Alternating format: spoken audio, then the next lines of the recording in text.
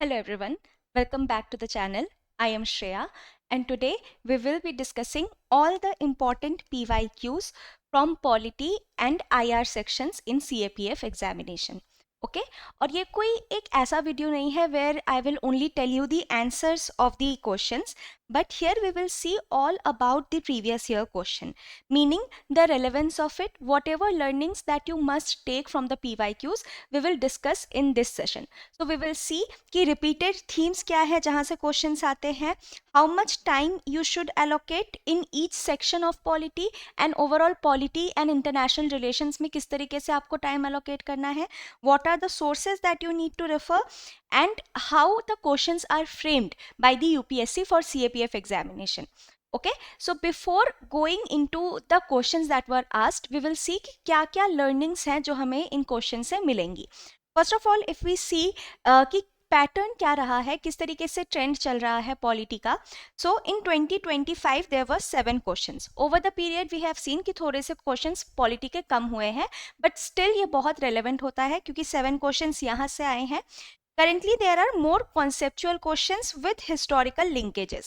For example, British Acts से बहुत सारे questions आए हैं. Moderate to difficult nature के ये होते हैं. So questions are more on the tougher sides currently if you compare it to the previous years. What are the dominant areas, especially when we talk about 25 paper? So constitutional history के बारे में पूछा गया है, British Acts, amendments के बारे में पूछा गया है, 42nd amendment specifically, CAG committees, especially related to PRIs. Then Supreme Court के क्या features हैं? Again, judiciary remains a very important theme CAPF के paper में when we talk about polity. Defense administration से question आए हैं. 2024 में again there were 7 questions from polity. इसमें फैक्चुअल क्वेश्चंस भी थे और कॉन्सेप्चुअल क्वेश्चंस भी थे. Okay, but all of them can be solved easily, इतने ज़्यादा डिफिकल्ट नहीं थे. गवर्नेंस ओरिएंटेड क्वेश्चन ज़्यादा थे. फंडामेंटल राइट से क्वेश्चन आया था, civil services and related article से क्वेश्चन आए थे, कमिटीज आए थे एप्पल बाय कोठारी के which was more on a difficult side. Local governance से क्वेश्चन आया था, अगेन यू कैन सी 25 में भी आया है, 24 में भी आया है. आरटीआई एंड एडमिनिस्ट्रेटिव रिफॉर्म से क्वेश्चन आए थे. When we talk about the paper of 2023, again 7 questions were asked. इसमें कॉन्सेप्चुअल क्वेश्चंस ज़्यादा थे विद अप्लाइड अंडरस्टैंडिंग और ये मॉडरेट लेवल के थे. सो अगेन 2023 में you will see that paper being more on a moderate side, specially polity section के लिए. यहाँ पे इमरजेंसी प्रोविजन से क्वेश्चंस आए हैं. अगेन जुडिशियरी से बहुत सारे क्वेश्चंस आए थे, हाई कोर्ट के रिट्स, इम्पीचमेंट ऑफ जजेस से रिलेटेड. एनएचआरसी से क्वेश्चन आया है. NHRC remains the favourite topic for UPSC CAPF for some reason. Then अलग अलग जो लिस्ट है 7 शेड्यूल के अंदर, उससे क्वेश्चन पूछे गए हैं. RTI again we saw in 2023. Parliamentary position से क्वेश्चन पूछे गए हैं. 2022 में देयर वर 10 क्वेश्चंस, तो तब ज़्यादा क्वेश्चंस आते थे, ज़्यादातर कॉन्सेप्चुअल थे with static core, so they were more easy to tackle. Easy to moderate questions आते थे. सो फेडरलिज्म से, कैबिनेट सेक्रेटेरिएट से, पार्लियामेंट्री डिवाइसेस जो जो होते हैं जिससे वो एग्जीक्यूटिव को कंट्रोल करते हैं, लाइक सेंसर मोशन, इससे क्वेश्चन आए थे. कमिटीज से क्वेश्चन आया था. अगेन जुडिशियरी से क्वेश्चन आए हैं, तो यू कैन सी जुडिशियरी से हर साल कोई ना कोई क्वेश्चन आता ही है. Constitutional body, again NHRC as I told you, ये एक रिपीटेड थीम है. सोर्सेज ऑफ लॉ से क्वेश्चन आया था. देन 2021 में सबसे ज़्यादा क्वेश्चंस हमें देखने को मिलते हैं in the last 5 years. There were 16 questions from polity और ये ज़्यादातर स्टैटिक क्वेश्चंस ही थे और डायरेक्ट क्वेश्चंस थे, but the coverage was much wider. तो ज़्यादा से ज़्यादा टॉपिक से क्वेश्चन आए थे. Fundamental rights, DPSP, preamble, judiciary, supreme court, उसके क्या पावर्स हैं. पार्लियामेंट से क्वेश्चन आए हैं, पार्लियामेंट्री कमिटीज से क्वेश्चन आए हैं, प्रेसिडेंट, इलेक्टोरल प्रोसेस और landmark cases. Again very important. And when we talk about cases, तो सीएपीएफ में थोड़े से टफ क्वेश्चंस भी पूछे जाते हैं.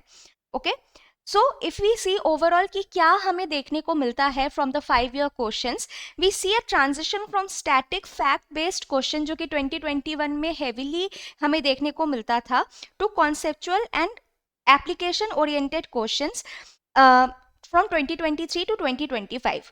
क्वेश्चंस इंक्रीजिंगली टेस्ट इंटरलिंकेजेस कि आप किस तरीके से आर्टिकल्स, केसेस को, कॉन्सेप्ट्स को एक दूसरे से रिलेट करते हैं rather than isolated facts. एक पैटर्न हमें देखने को मिल रहा है कि हिस्टोरिकल इवोल्यूशन की तरफ अब ज़्यादा फोकस हो रहा है. So whatever acts that we had British के टाइम पे, उन सबको अच्छे से पढ़ना, उसको याद रखना बहुत इंपॉर्टेंट बन जाता है. Committees, constitutional assembly debates, then elimination based MCQs अब बहुत ज़्यादा हो गए हैं. So even though we have more tough questions now, ज़्यादा कॉन्सेप्चुअल क्वेश्चंस हैं, लेकिन यहाँ पे एलिमिनेशन के लॉजिक्स भी लगते हैं. That also we will see in today's video. Integration of static and governance context, for example RTI, इससे फीचर्स हमें पता है लेकिन गवर्नेंस में उसका क्या रोल है, इससे भी क्वेश्चंस आए हैं. अकाउंटेबिलिटी, इंस्टीट्यूशंस, इन सबसे क्वेश्चंस हमें देखने को मिलते हैं. अगर हम रिपीटेड थीम्स की बात करें तो सबसे ज़्यादा जो रिपीट होता है वो है judiciary. Judiciary, when we talk about judiciary, यहाँ पे हाई कोर्ट, सुप्रीम कोर्ट और इवन लोअर जुडिशियरी से भी क्वेश्चंस आए हैं. 2025, 23, 22, 21, 4 साल में क्वेश्चंस आए हैं. Fundamental rights and DPSP, of course they are one of the most important themes when you talk about polity. तो यहाँ से क्वेश्चंस आए हैं.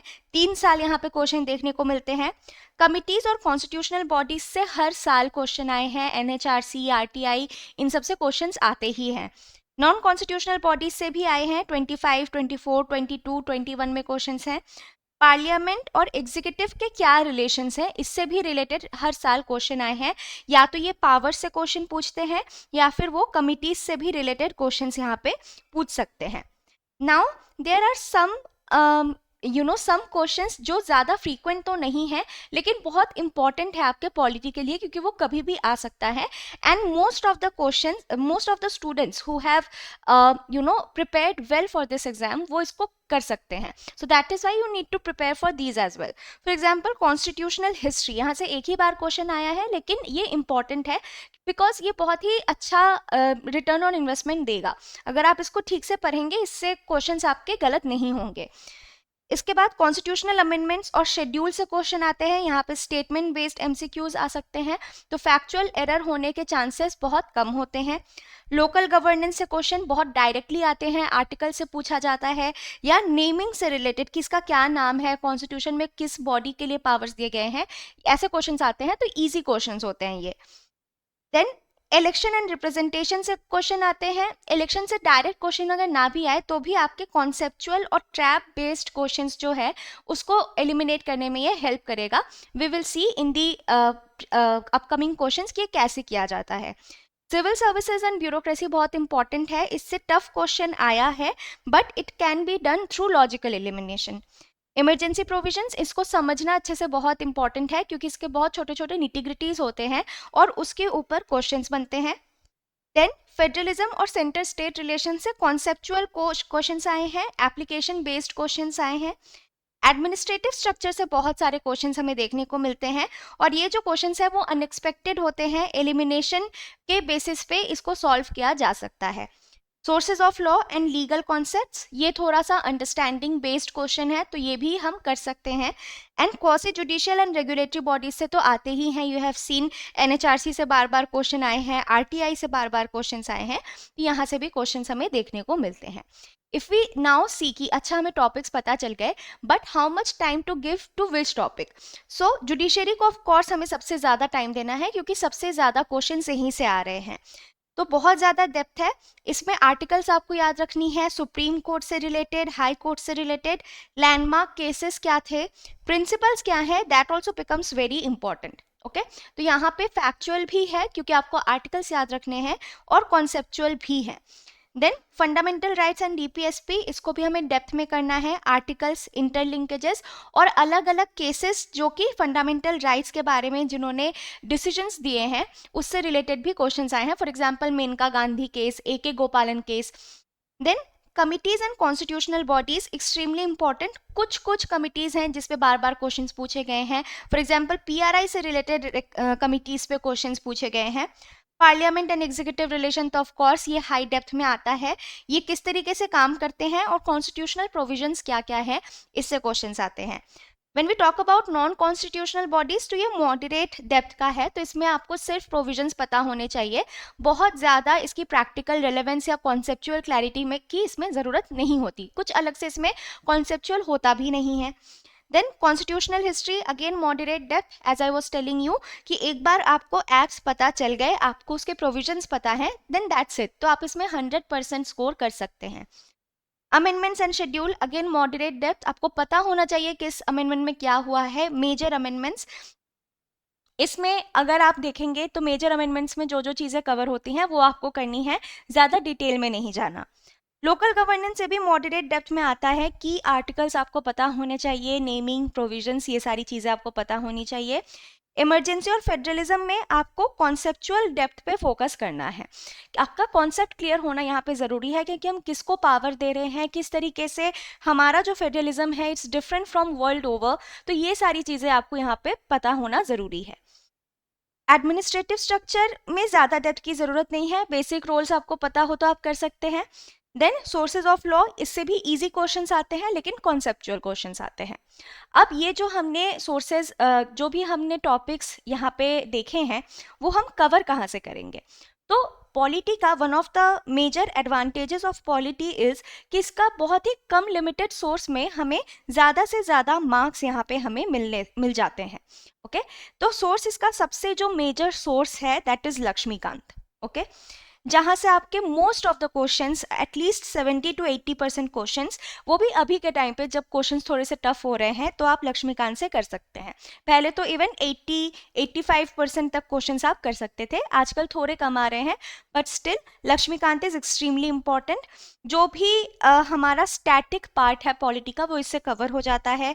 Fundamental rights, DPSP, parliament, judiciary, committees, amendments, ये सब यहाँ पे देखने को मिलते हैं। इसके अलावा अगर वैल्यू एडिशन की बात करें तो विजन या फोरम आईएएस किसी का भी आप करंट अफेयर्स कर सकते हैं। Again current affairs is not very important for polity, लेकिन आपको अगर एक बार थीम्स पता चल गए तो आप उसको स्टैटिक से भी लिंक कर सकते हैं। फॉर एग्जाम्पल, अगर गवर्नर का इशू अभी बहुत ज़्यादा न्यूज़ में है, then you can expect a question on governor. Okay, then PSR, legislative research summaries, इसमें कमिटीज और गवर्नेंस रिफॉर्म से कुछ कुछ चीज़ें आती रहती हैं, not very important but can be done. जो सबसे इंपॉर्टेंट है आफ्टर लक्ष्मीकांत इस पीवाईक्यूज, सीएपीएफ के भी और यूपीएससी सीएसई के भी, क्योंकि as you will see when we solve the questions कि बहुत सारे क्वेश्चंस जो हैं वो यहाँ से डायरेक्ट आते हैं यूपीएससी सीएसई से। कुछ मेजर जजमेंट्स हैं जो आपको करने चाहिए, क्योंकि बहुत सारे केस लॉज पूछे जा रहे हैं आजकल सीएपीएफ के क्वेश्चन में, और इसमें आपको सिर्फ वन वर्ड एसोसिएशन याद रखना है कि किस बारे में ये जजमेंट थी। तो Kesavananda Bharati case, Maneka Gandhi case, AK Gopalan case, Minerva Mills case, IR Coelho case, SR Bommai case, Indira Gandhi versus Raj Narain case, Puttaswamy case, this in fact was UPSC CSE question और काफ़ी इजी क्वेश्चन था, राइट टू प्राइवेसी से रिलेटेड। ओके, देन कौन कौन से बुक्स हैं या कौन कौन से सोर्सेज हैं जो हमें अवॉइड करने चाहिए? बिकॉज क्या करना है वो तो ज़रूरी है, इसके साथ साथ हमें ये भी ध्यान रखना है व्हाट नॉट टू डू, क्योंकि बहुत बार we tend to focus on a lot of things और उसमें हमारा टाइम चला जाता है, but the exam is so near, तो आप ऐसी चीज़ें नहीं कर सकते, आप अपना टाइम इन चीज़ों पे वेस्ट नहीं कर सकते। Okay, so that is why we need to see कि कौन कौन से सोर्सेज हैं जो हमें अवॉइड करने हैं। एनी अकेडमिक या जो भी हैवी टेक्स्ट बुक्स होते हैं लाइक डी बसु, वीएन शुक्ला, वो हमें यहाँ पे करने की ज़रूरत नहीं है। देन ज़्यादा कोचिंग के नोट्स भी नहीं पढ़ने, इनफैक्ट लक्ष्मीकांत के नोट्स आपके लिए इनफ होने चाहिए। बहुत ज़्यादा करंट अफेयर्स पे भी फोकस नहीं करना, क्योंकि polity is not very current affairs heavy. Bear acts नहीं पढ़ने, that is very very important, because now it is अगर कोई भी क्वेश्चन अगर आपसे सॉल्व नहीं हो रहा तो लोग ये बोलने लगते हैं कि बेयर एक्ट्स पढ़ेंगे तो ही सॉल्व होगा, but you won't be able to understand bare act, क्योंकि वो बहुत लंबे लंबे डॉक्यूमेंट्स होते हैं, उसमें आपके एग्जाम के लिए क्या रेलेवेंट है वो समझना बहुत डिफिकल्ट होता है। देन नीश या ऑप्शनल लेवल बुक्स तो बिल्कुल भी नहीं उठाने, आप लक्ष्मीकांत अच्छे से कर ले वही बहुत ज़्यादा होता है। यहाँ पे अगर आप ऑप्शनल लेवल की तैयारी करने जाएंगे it will not help you at all in this exam of CAPF. अगर हम इसको प्रीलिम से कंपेयर करें तो सीएपीएफ में ज़्यादा डायरेक्ट क्वेश्चन आते हैं, मॉडरेट और एलिमिनेशन फ्रेंडली क्वेश्चंस यहाँ पे देखने को मिलते हैं, जबकि सीएसई में जो ऑप्शंस होते हैं वो बहुत ज़्यादा क्लोज होते हैं। तो elimination even though works in CSE prelims as well, लेकिन वहाँ पे उसको अप्लाई करना ज़्यादा डिफिकल्ट होता है। यहाँ पे डेप्थ काफ़ी सेलेक्टिव है, कुछ कुछ चीज़ों में बहुत ज़्यादा डेप्थ है, कुछ कुछ चीज़ों में कम है, और ये ओवर द ईयर सिमिलर ही रहता है, विच वी ऑलरेडी सॉ। ये ज़्यादातर स्टैटिक ओरिएंटेड होता है, तो करंट अफेयर से उतने क्वेश्चंस नहीं आते और बार बार रिपीट होते हैं इसके थीम्स। ओके, कॉस्ट बेनिफिट की बात करें तो बहुत अच्छी वेटेज है इसकी, 6 to 10 क्वेश्चंस अभी भी आ रहे हैं, पहले 15-16 क्वेश्चंस भी आते थे, तो यू नेवर नो कि इस साल कितने क्वेश्चंस आ जाएंगे। स्टैटिक और एक फाइनाइट सिलेबस है, so I am telling you कि लक्ष्मीकांत से आपका एक major portion of the syllabus will be covered, तो उसके थ्रू आप इतने सारे क्वेश्चंस कर सकते हैं। रिपीट बहुत ज़्यादा होते हैं क्वेश्चंस, आपने देखा जुडिशरी से हर साल क्वेश्चन आ रहे हैं, जो मेजर कमिटीज़ हैं उससे हर साल क्वेश्चन आ रहे हैं। मॉडरेट डिफिकल्टी होती है, ज़्यादा डिफिकल्टी नहीं होती, so if you give it is enough time, it's due time, तो आपको इससे जो रिटर्न्स है वो भी अच्छे मिलेंगे। ज़्यादा सोर्सेज नहीं है इसके, और रिटर्न ऑन इन्वेस्टमेंट बहुत ज़्यादा है।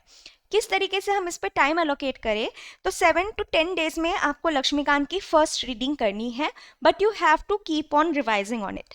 लक्ष्मीकांत एक ऐसी बुक है जिसको आप जितनी बार पढ़ेंगे something new will come up उसी में से, so you have to keep reading it.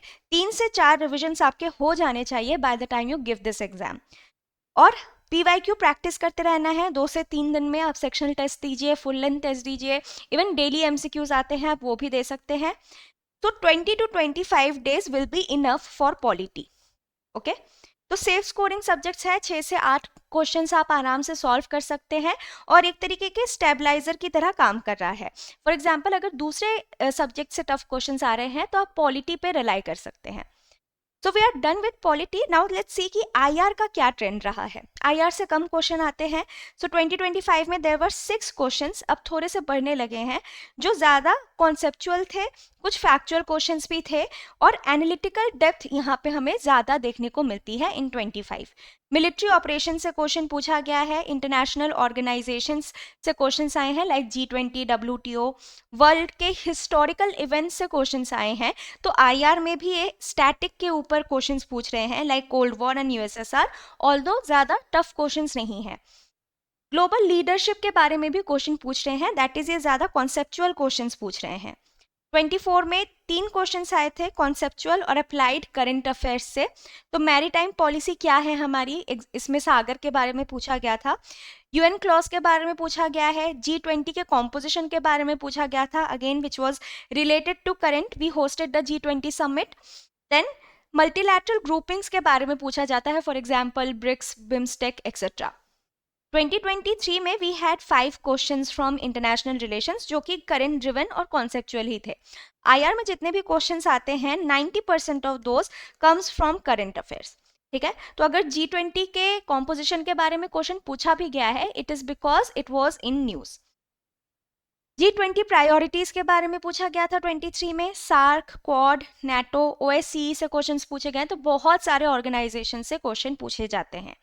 22 में 7 क्वेश्चंस आए थे सबसे ज़्यादा, और ये फैक्चुअल मैप बेस्ड क्वेश्चन थे। इंडिया की फॉरेन पॉलिसी से क्वेश्चन आए हैं, फॉर एग्जांपल CEPA हमने तब साइन किया था, उससे क्वेश्चन आया है।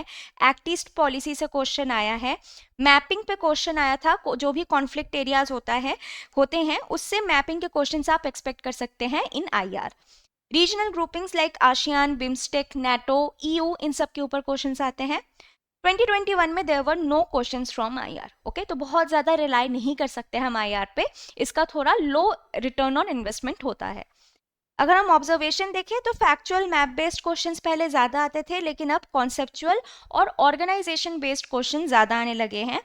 मल्टीलैटरल इंस्टीट्यूशंस और उनके ऊपर हम बहुत ज़्यादा फोकस करने लगे हैं। इन दी अपकमिंग एग्जाम मिनीलैटरल जो ऑर्गेनाइजेशंस हैं उस पर भी क्वेश्चंस पूछे जा सकते हैं, because again they are growing in their importance. Static IR और करंट अफेयर्स का हमें मिक्स देखने को मिलता है, but it is tilted towards current affairs. Statement based और एलिमिनेशन हेवी इसमें से क्वेश्चंस आते हैं। रिपीटेड थीम्स अगर देखें तो सबसे ज़्यादा रिपीट होते हैं ऑर्गेनाइजेशन से क्वेश्चन, G20, WTO, NATO, हर साल ही क्वेश्चन आया है। रीजनल ग्रुपिंग से भी क्वेश्चंस आते हैं, एशियान, बिम्स्टेक, सार्क, क्वाड से क्वेश्चंस आए हैं। जो ऑर्गेनाइजेशंस हैं उनके हेडक्वार्टर्स क्या है, क्या मेंबरशिप है, इससे भी 2 साल क्वेश्चंस आए हैं। इंडिया की फॉरेन पॉलिसी से क्वेश्चंस आते हैं, सागर, एक्ट ईस्ट, CEPA, इन सब से क्वेश्चंस पूछे गए हैं।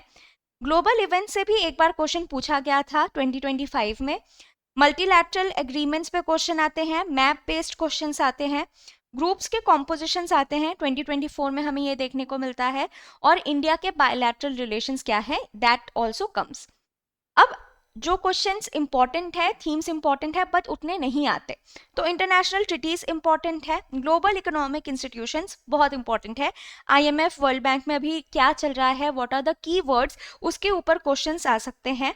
डिफेंस अलायंसेस बियॉन्ड नाटो, क्योंकि नाटो के ऊपर ऑलरेडी काफ़ी क्वेश्चंस आ गए हैं, तो ऑकस, फाइव आइज, इससे क्वेश्चंस आने की काफ़ी पॉसिबिलिटी है। Diaspora soft power diplomacy, because again a lot in news, Canada में भी डायस्पोरा का इशू चल रहा है, तो इससे भी क्वेश्चंस आ सकते हैं। इंडिया की नेबरहुड पॉलिसी पे क्वेश्चंस आते हैं। एनर्जी जियोपॉलिटिक्स एक्सट्रीमली इंपॉर्टेंट, क्योंकि एनर्जी एक बहुत ही बड़ा रोल प्ले करने लगी है अभी के टाइम पे जियोपॉलिटिक्स में।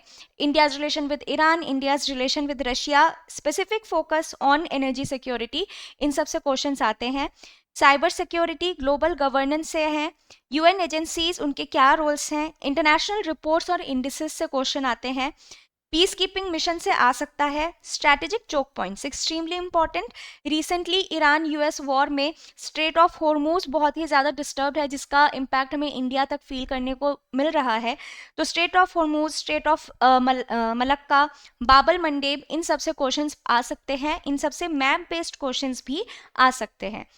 रीजनल कॉन्फ्लिक्ट्स क्या है इमीडिएट न्यूज़ में, उसका हमें देखना है। And trade agreements, that also becomes very important. For example, recently we signed a trade agreement with EU, we signed a trade agreement with USA as well, तो इससे भी क्वेश्चंस आ सकते हैं।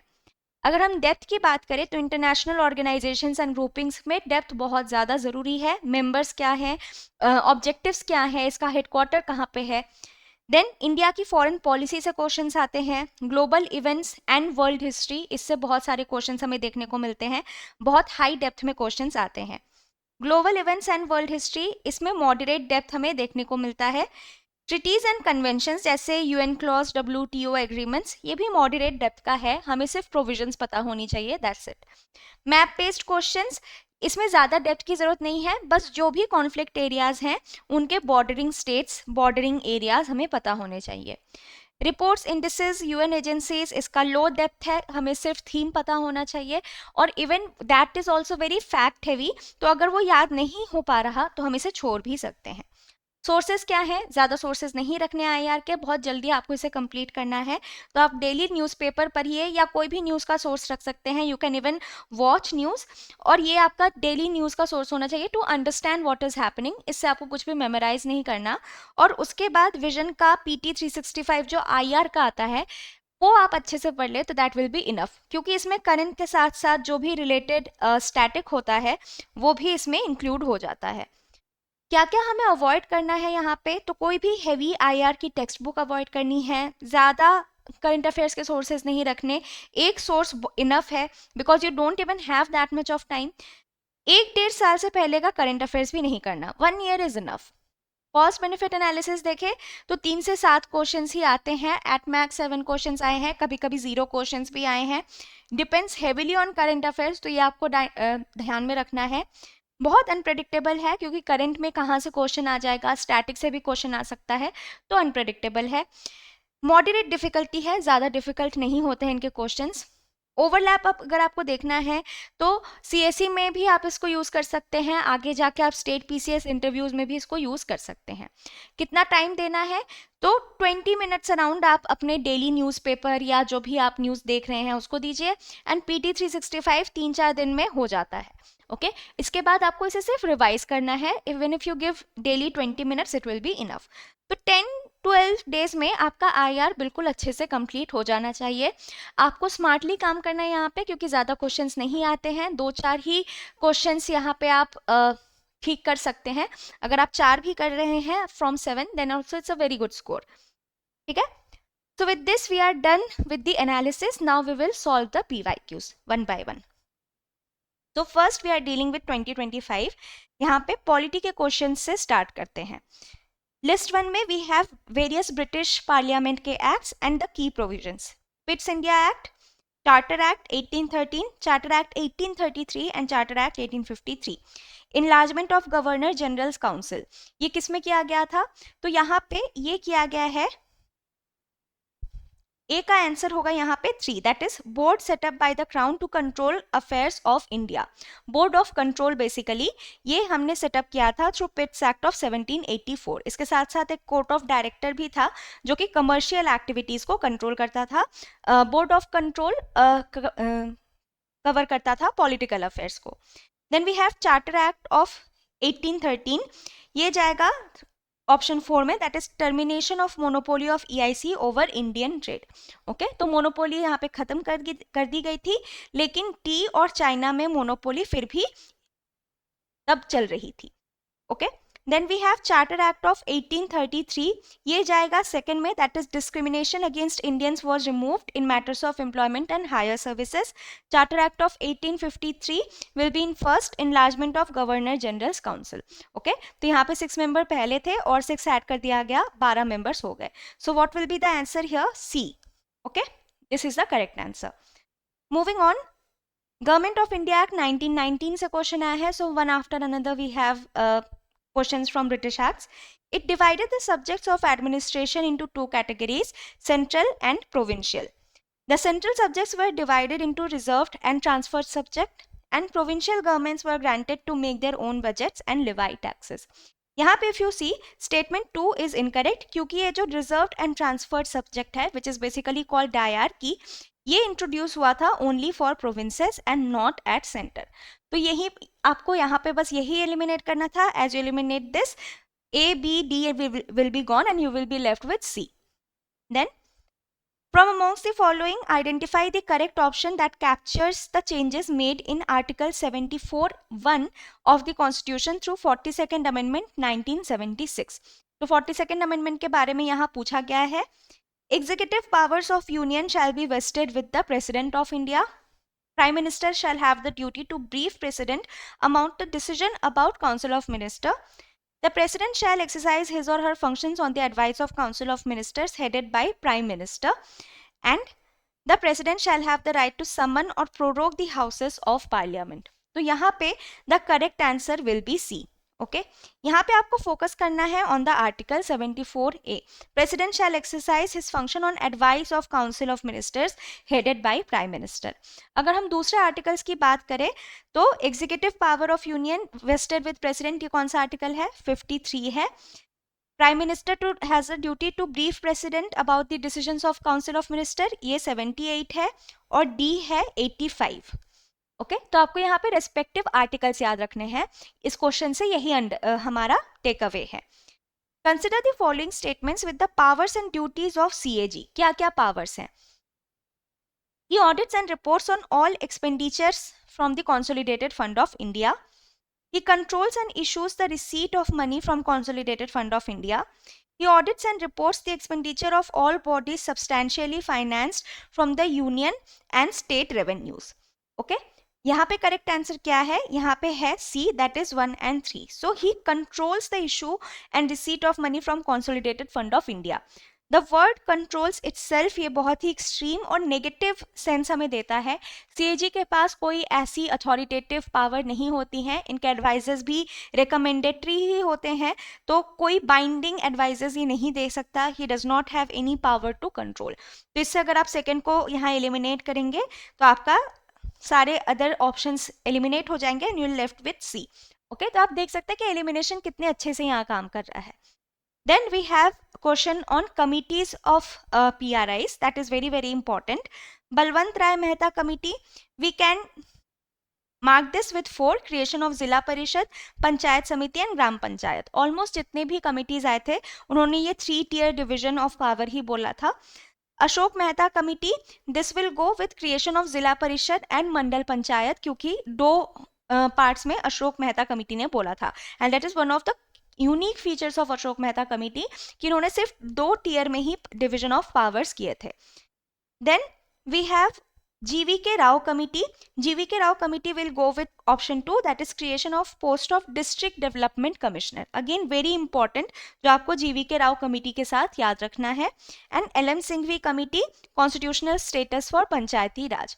So basically जितने भी committees थे, they almost all of them wanted constitutional status for पंचायती राज, लेकिन except किसकी की गई थी? LM Singhvi committee की. So here the answer will be A. Okay.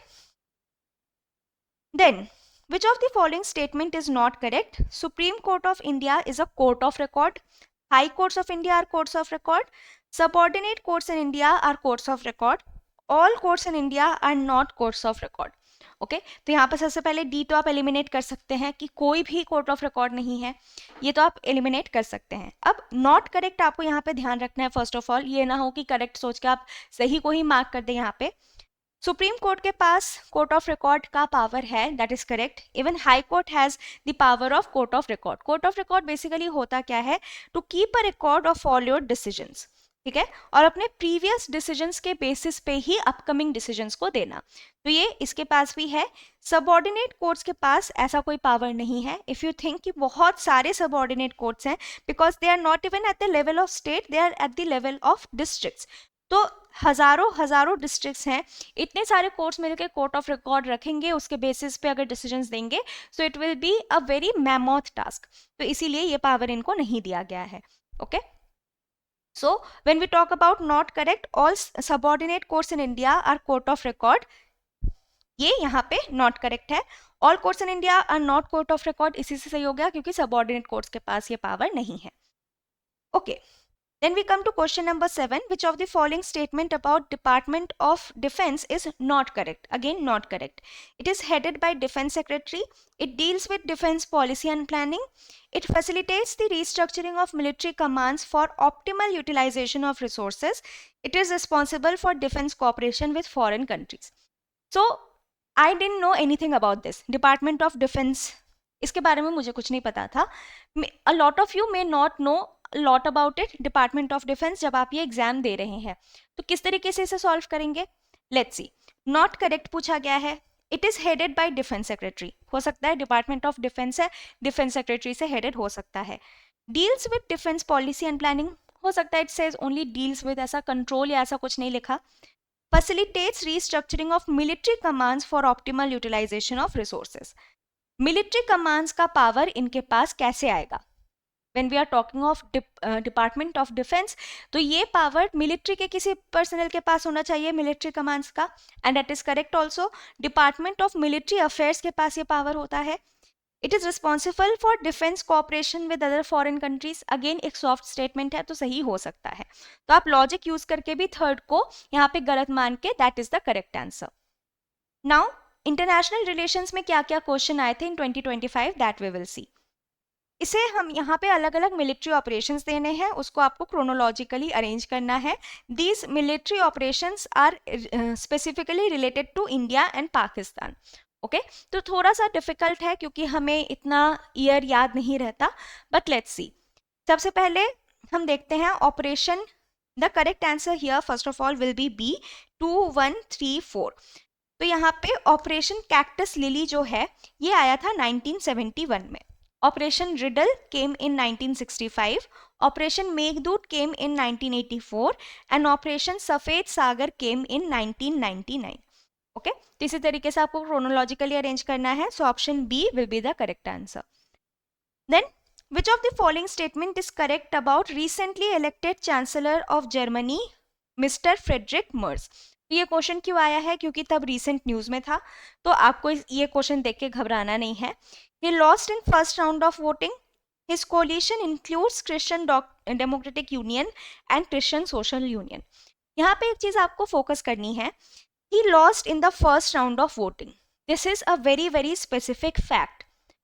Germany में इलेक्शंस हो रहे हैं, वहाँ फर्स्ट राउंड में कौन जीत रहा है, सेकेंड राउंड में कौन जीत रहा है, how will you ever know and how will you memorise it?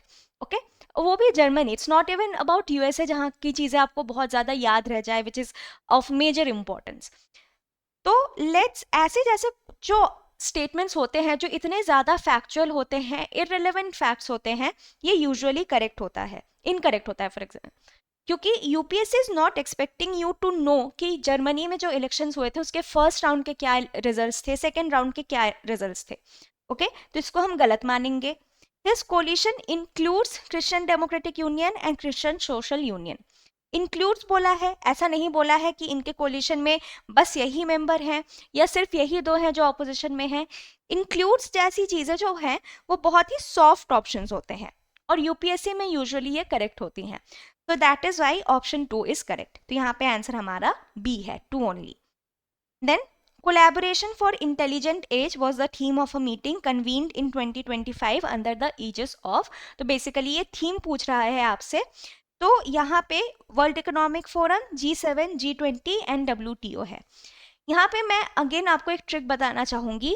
जब भी when we are talking about AI, we are talking यहाँ पे intelligent age, when we are talking about anything related to technology, और option में we have world Economic forum, we have EU और we have United kingdoms, तो यही सही होंगे. आप अगर CSE के भी पेपर में देखेंगे तो यही सही होते हैं whenever we talk about technology, AI etcetera. तो यहाँ पे the correct answer is A, World Economic Forum. Then year of establishment के बेसिस पे हमें इन ऑर्गेनाइजेशंस को क्रोनोलॉजिकली हमें इसे सीक्वेंस में रखना है. तो again it is not very difficult, आपको ईयर ऑफ स्टैब्लिशमेंट पता होने चाहिए मेजर ऑर्गेनाइजेशन के. यहाँ पे the correct answer will B D. So let's see SCO कब बना था. SCO was made in 2001. SAARC was made in 1985. When we talk about Asia Pacific Economic Cooperation, this was made in 1989. And Association of Southeast Asian Nation, that is ASEAN, ये बना है 1967 में. Okay. Then question number 5. First Gulf War was related to Iraq invasion of Kuwait. Mikhail Gorbachev was the president of Soviet Union at the time of its disintegration, and Boris Yeltsin was the first elected president of Russia. How many of the given statements are correct? तो आपने देखा होगा ये how many are correct, ये UPSC CSE में भी इसको use किया जा रहा है इस पैटर्न को. तो ऐसे क्वेश्चंस आ सकते हैं.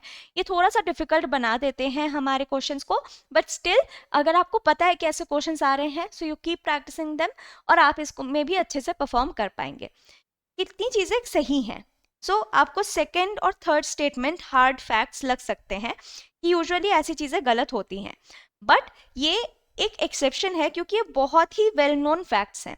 सोवियत यूनियन और का disintegration and Boris Yeltsin as first president of Russia, ये सेम ईयर में हुआ है 1991. ओके, तो ये IR के स्टैटिक का एक बहुत ही इंपॉर्टेंट फैक्ट है. तो ये दोनों चीजें सही हैं. First Gulf War was related to the Iraq invasion of Kuwait. Again जिसने अभी तक IR नहीं भी पढ़ी होगी उसे भी ये पता होगा because it had such ramifications. तो ये भी सही है. This happened in 1990. So all of these are correct. So the answer will be D3. Okay, consider the following. WTO was set up as successor of GATT. IAEA team inspects nuclear facilities all over the world and Amnesty International is an NGO. Okay, बहुत ही easy है, आप सबको already ये पता होगा. बहुत ही soft से statements हैं and very well known facts. So the answer here will be D. All three are correct. Okay. So we are done with 2025. Let's move on to 2024. Okay. So first question is, who among the following President of India sent back the Post Office Amendment Bill 1986 for reconsideration of Parliament? On first instance आपको ये question बहुत ही ज़्यादा tough और वेग लग सकता है कि किसी प्रेसिडेंट ने कोई बिल वापस भेजा था. Why are they asking about it? ये इंपॉर्टेंट है क्योंकि ये वन ऑफ फेनोमेना है, एक यूनिक फेनोमेना है जहाँ पे प्रेसिडेंट ने पॉकेट वीटो यूज किया था. पॉकेट वीटो क्या होता है? बेसिकली जो वीटो पावर होता है that is a power of president to give और not give assent to a bill. इसका कोई टाइम पीरियड नहीं होता. For example if I send a bill to the president, अब प्रेसिडेंट कितने दिनों में वो डिसीजन लेगा टू गिव दिस असेंट और not, there is no fixed timing for that. And इसी का अगर प्रेसिडेंट यूज कर ले, दैट इज वो अपने पास ये चीजें रख ले, तो उसे हम पॉकेट वीटो कहते हैं. तो ये आज तक एक ही बार हुआ है एंड दिस हैपेंड ड्यूरिंग ज्ञानी जैल सिंह. उससे पहले इसे रखा गया था और जब ज्ञानी जैल सिंह आए थे तो इन्होंने इसे रिटर्न भेज दिया था. ओके, सो ज्ञानी जैल सिंह के टाइम पे ये हुआ था, that is why it's important. ये एक सिंगुलर इंसिडेंट है, यूनिक इंसिडेंट है. Then under which of the following articles of Constitution of India a member of civil services, whether of the union or a state, seeks protection from unlawful dismissal from service? Article के बारे में पूछा गया है. अब इतने specific articles हो सकता है हमें बहुत बार याद ना हो. यहाँ पे there is a very simple elimination trick. आपको ऑल इंडिया सर्विसेज का आर्टिकल तो पता ही होगा because that is an important article, article 315. ठीक है, 315 में तो ये नहीं है, हमें पता है, क्योंकि उसमें तो ऑल इंडिया सर्विसेज के बारे में है, उनके प्रोटेक्शन के बारे में पूछा गया है। तो जो भी नियरेस्ट आर्टिकल होगा इससे रिलेटेड वो यहाँ पे करेक्ट ऑप्शन होगा। तो यहाँ पे although 320 is also very near, लेकिन 311 ज्यादा पास है, तो this is the correct answer. Similar question was asked in 2024 CSE prelims, जहाँ पे मनी बिल से रिलेटेड एक क्वेश्चन आया था, and the option was article 109। Money bill 110 में दिया हुआ है और उससे रिलेटेड किसी प्रोविजन के बारे में पूछा गया था, द आंसर वाज 109। तो जो नियरेस्ट आर्टिकल है आपको वो देखना है, and that is why it is important कि आपको कुछ मेजर आर्टिकल्स पता हो, क्योंकि उसके बेसिस पे you will be able to solve उसके आसपास के आर्टिकल से रिलेटेड क्वेश्चंस को भी। Okay. 3. Which of the following statements is correct? The Modiman committee recommended separation of accounts from audit as a necessary financial reforms. Indian Institute of Public Administration was set up on the lines recommended by Dr. Paul H. Appleby. Very difficult question, और ये यहाँ पे पूछा गया है in exam. ऐसे questions अगर आपके सामने आते हैं and you don't know the answer of it, it's better to leave it. यहाँ पे both of these are correct, both 1 and 2 are correct. इससे रिलेटेड अगर मैं आपको मेजर कमीशंस कुछ कुछ बताऊं जो आपके एग्जाम में पूछे जा सकते हैं, so first of all we have Muddiman committee, जिसने रेकमेंड किया separation of accounts and audits to strengthen the financial control and administrative efficiency.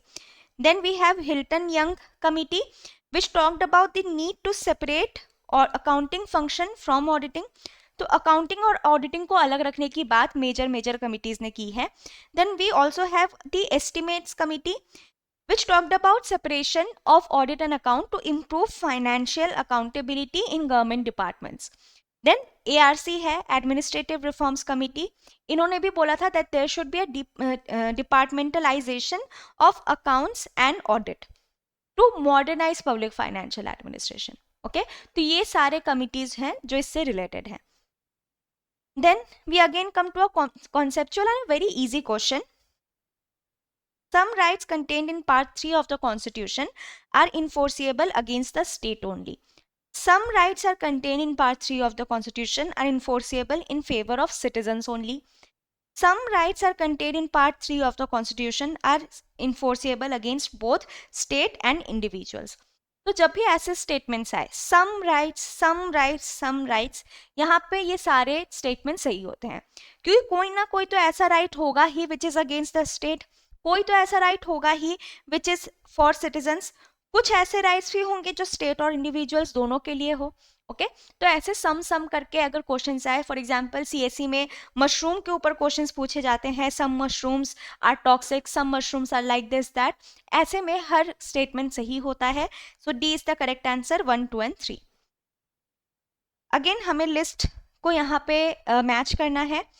We have Kothari commission, यहाँ पे हमें बेसिकली जो एजुकेशनल कमिटीज हैं, फॉर एग्जांपल कम्पिटिटिव एग्जाम से related, CSE से related, civil services से रिलेटेड जो एग्जाम्स हैं उससे रिलेटेड यहाँ पे हमें आंसर्स देने हैं, उससे रिलेटेड कमिटीज हैं।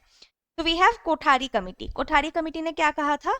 सिविल सर्विसेज मेंस एग्जामिनेशन के लिए इन्होंने रिकमेंडेशन दी थी। बेसिकली इन्होंने 3 स्टेज एग्जाम बोला था, prelims, mains and interview. Then Satish Chandra committee, it talked about inclusion of medical and engineering subjects जो हमें अपने ऑप्शनल में भी देखने को मिलते हैं। PC Hota committee, this is related to entrance exam for civil services after class 12। And Y K Alagh committee, ये बहुत ही इंपॉर्टेंट है, which talked about objective methodology for personality assessment, कि कुछ तो ऑब्जेक्टिव मेथड होना चाहिए यहाँ पे। तो the answer will B A. Okay, इसी से रिलेटेड अगेन ये थोड़ा सा डिफिकल्ट ही है, क्योंकि बहुत ज़्यादा सिविल सर्विसेज से रिलेटेड कमिटीज़ के बारे में हम नहीं पढ़ते, but if I have to give you some idea कुछ और मेजर कमिटीज़ जो सिविल सर्विसेज से रिलेटेड है, so we have Nigavekar committee which talked about CSAT, inclusion of CSAT जो हमें अब इतना परेशान करता है। Then we have Baswan committee जिसने कहा था कि ऑप्शनल सब्जेक्ट्स को कम कर दिया जाए और एप्टीट्यूड टेस्ट जो है, that is the CSAT test, उसकी डिफिकल्टी को बढ़ा दिया जाए, क्योंकि ऑप्शनल में there is a lot of variance. Then second ARC, ARC हर जगह आपको देखने को मिलेगा। It recommended reforms in civil service recruitment और उनके ट्रेनिंग। तो आपका सिलेक्शन तो हो गया, उसके बाद वहां आपके ट्रेनिंग में भी इंप्रूवमेंट्स लाए जाए। Okay, coming to the next question, under which of the following articles Constitution of India are the seats reserved for SC and ST in every municipality? किस आर्टिकल के अंडर ये किया जाता है? The correct answer here will be C 243T। दूसरे articles कौन कौन से हैं वो देख लेते हैं। 243R is related to the composition of municipalities, कि कौन कौन से फील्ड से लोग आएंगे। 243S is deals with ward committees. 243T हमने देख लिया, रिजर्वेशन से रिलेटेड है। और ZA ये superintendence and conduct of municipal elections, इससे रिलेटेड है। ओके, तो यहाँ पे आपका मेन टेक अवे है कि आपको ये सारे आर्टिकल्स पता होने चाहिए लोकल गवर्नेंस के, be it Panchayati Raj institutions और म्युनिसिपैलिटीज, उसके बेसिक आर्टिकल्स आपको पता होने चाहिए। Coming to the next question, which of these statements are correct? The abolition of Official Secrets Act 1923 was recommended by second ARC. Again, as I told you, second ARC आपको हर जगह मिल जाएगा। And RTI was enacted in 2005. तो ये second statement तो हमें सबको पता होता है कि RTI 2005 में आया था। फर्स्ट स्टेटमेंट ये थोड़ा सा डिफिकल्ट बना देता है। ऑफिशियल सीक्रेट एक्ट्स का ऑबोलेशन किसने रेकमेंड किया था? Usually we don't know, but here one thing to keep in mind, ये 2024 का पेपर है। 2023 के CSE में ये एक क्वेश्चन पूछा गया था जिसमें Official Secrets Act was one of the options, उसको डिटेल में यहाँ पे पूछा गया है। तो one of your task will be to go through the PYQs of CSE as well. Okay, क्योंकि वहां से थीम्स रिपीट होते हैं, स्पेशली पॉलिटी में तो होते हैं। Here the statement 1 is correct as well. Okay, ये second ARC ने ही recommend किया था, so the answer will be C, both 1 and 2. IR के questions पे आते हैं। Which among the following statements is correct regard to India's maritime initiative Sagar? Okay, तो सागर हमारा एक major maritime initiative है। It is a platform for conducting joint naval exercises under Quad. It is aimed at performing maritime operations with countries of Indian Ocean region, Alliance of India, US and Japan to provide safety merchant ships passing through Indian Ocean region, and in the name gives India's participation to contact group of piracy set up by UNSC. Okay, तो यहाँ पे सबसे पहले सागर का full form क्या होता है ये हमें पता होना चाहिए। ऑल्दो काफ़ी इंपॉर्टेंट पॉलिसी है इंडिया की, so you would know about it. The full form is security and growth for all in the region. Okay, ये इसका फुल फॉर्म है। Don't worry, you will get the PDF in the Telegram group. तो ये है सागर का full form. Even if you don't know the full form of Sagar, आपको सागर से ये तो समझ में आ रहा होगा that it must be related something to the water. Okay, because Sagar itself means ocean or a water body. तो first is joint naval exercises under Quad, ये तो नहीं है, ऑल्दो नेवल एक्सरसाइजेज हैं, लेकिन क्वाड का एक्सरसाइज है that is Malabar exercise, that you would no, बहुत ही इंपॉर्टेंट फैक्ट है, तो ये तो गलत है। Then if you see option C और D भी बहुत ज़्यादा स्पेसिफिक है। For example India US Japan का एक स्पेसिफिक कोलैबोरेशन, ये टॉक्स अबाउट कि एक UNSC का एक पर्टिकुलर इनिशिएटिव है।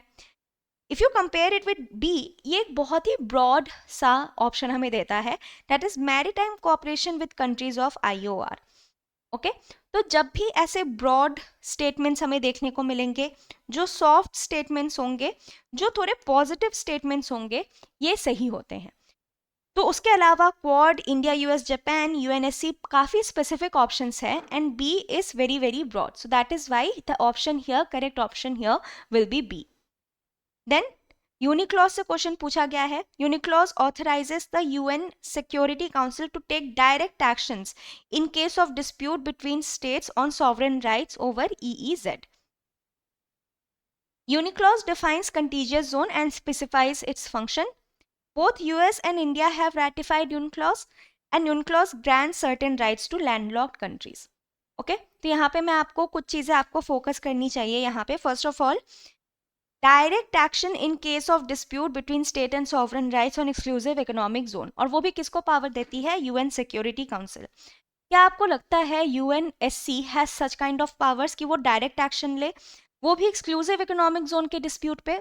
अभी जब कंट्रीज के बीच में डिस्प्यूट्स चल रहे हैं, रशिया यूक्रेन पर अटैक कर रहा है, इजराइल पैलेस्टाइन पर अटैक कर रहा है, ईरान यूएसए इजराइल के वॉर हो रहे हैं, वहाँ पे यूएनएससी कोई डिसीजन नहीं ले सकता, वहाँ पे कोई डायरेक्ट एक्शन नहीं ले सकता, तो एक्सक्लूसिव इकोनॉमिक जोन पे कैसे लेगा? सो 1 इज डेफिनेटली रॉन्ग। तो यहाँ से हम 1 बी डी सब गया, सी यहाँ से ही निकल के आ जाता है। इसके बाद भी if you see, UNCLOS defines contiguous zone and specifies its function. हो सकता है, we are not sure. Both US and India have ratified UNCLOS. तो ये अगेन एक बहुत ही हार्ड फैक्ट है। इसमें से किसी ने हो सकता है साइन ही ना किया हो सकता है किसी ने साइन किया हो, रेटिफाई ना किया हो। ओके तो इतने specific details you are not suppose to know, and UPSC will also not frame questions in such a way कि ऐसी चीजें आपकी गलत हो जाए। तो this is also wrong statement. It grants certain rights to landlock state. कुछ rights तो दे ही सकता है, यहाँ पे कोई स्पेसिफिक राइट्स तो है नहीं, कोई बहुत ही लार्ज राइट्स नहीं दिए गए हैं। So this is a correct answer. So here the correct answer will be C 2 and 4. Okay, which of the following statements are correct with the composition of G20? तो यहाँ पे एक बहुत ही वेल फ्रेम्ड क्वेश्चन आपको देखने को मिलेगा, where they are asking not only about the membership of G20, but अगर आप ऑप्शंस देखेंगे आपको दूसरे जो बॉडीज हैं उनके भी मेंबरशिप पता होने चाहिए।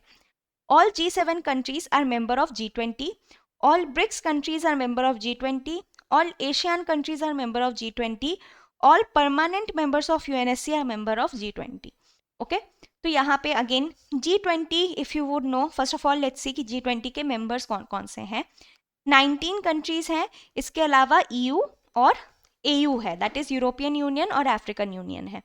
How will we remember these many countries? 19 countries कैसे याद रखें? सो मैं आपको एक एब्रिवेशन दूंगी, a big cat chased 5 giant intelligent Indian ibis. Ibis is sort of a bird jumping madly. ठीक है, इससे हमें कुछ कंट्रीज याद रखेंगे। The next is Russia saw several tigers under umbrella. ठीक है, तो इसके थ्रू हमें पूरे कंट्रीज याद हो जाएंगे। कैसे? A big cat chased 5 giant Indian ibis jumping madly. A say we have Argentina and Australia. B say we have Brazil. C say we have Canada. Chased, so we have China. 5 say, F say we have France. When we talk about giant, we have Germany. Intelligent, you can here say Indonesia. And when we talk about Indian, तो India रख लेंगे यहाँ पे। Ibis we can say Italy. Jumping say we have Japan. Madly Mexico. Okay, so one set of countries हो गए। The next one is Russia saw several smart tigers under umbrella. बहुत सारे tigers umbrella के under, तो Russia से Russia ही है। So से we have सऊदी, several से we have South Korea, smart से we have South Africa, under से we have यूके, अम्ब्रेला से we have यूएस। ओके इसके अलावा we also have AU and EU, AU जो सबसे रिसेंट है। ओके ये सारे कंट्रीज हैं। If you would remember G20 में जितने भी major developed and fastly developing countries हैं वो आते हैं, तो मेजर इकोनॉमीज यहाँ पे आते हैं। G7 को भी आपको पता होगा कि मेजर इकोनॉमीज ही हैं, तो ये हो सकता है सही हो, और कुछ नहीं तो आप दे सकते हैं G7 G20, हो सकता है G7 से ही G20 बन गया हो।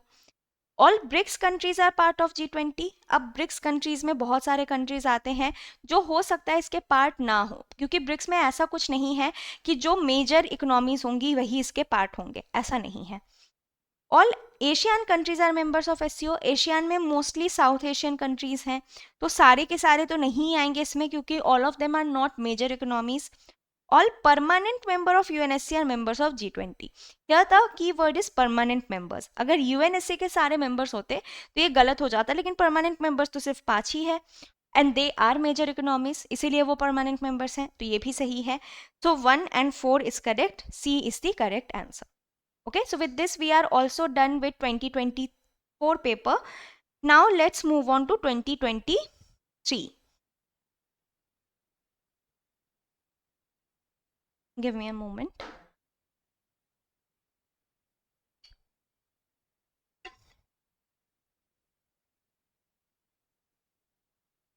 Okay, नेशनल इमरजेंसी से क्वेश्चन पूछा गया है. A proclamation of emergency may be made by President only when the security of India or any part thereof is threatened by war or external aggression or armed rebellion. This is a correct statement. ये जब आप emergency अच्छे से पढ़ेंगे, this is a easy fact जो आप याद कर सकते हैं. The government of India acquires power to give directions to state on any matter. Of course, anyway, we have a quasi-federal state. तो यहाँ पे सेंटर के पास ज़्यादा पावर्स होते ही हैं स्टेट को कोई भी अथॉरिटी या कोई भी ऐसे एक्शंस लेने के लिए, कोई भी ऐसे रेगुलेशंस देने के लिए, और इमरजेंसी में तो होंगे ही. Proclamation of emergency does not suspend the state legislature, which is correct. कुछ इमरजेंसी में होता है, लेकिन ज़्यादातर इमरजेंसी में ऐसा नहीं होता. Proclamation of emergency can continue for a maximum period of 6 months at a time only if approved by resolution of both houses of parliament. Too many facts.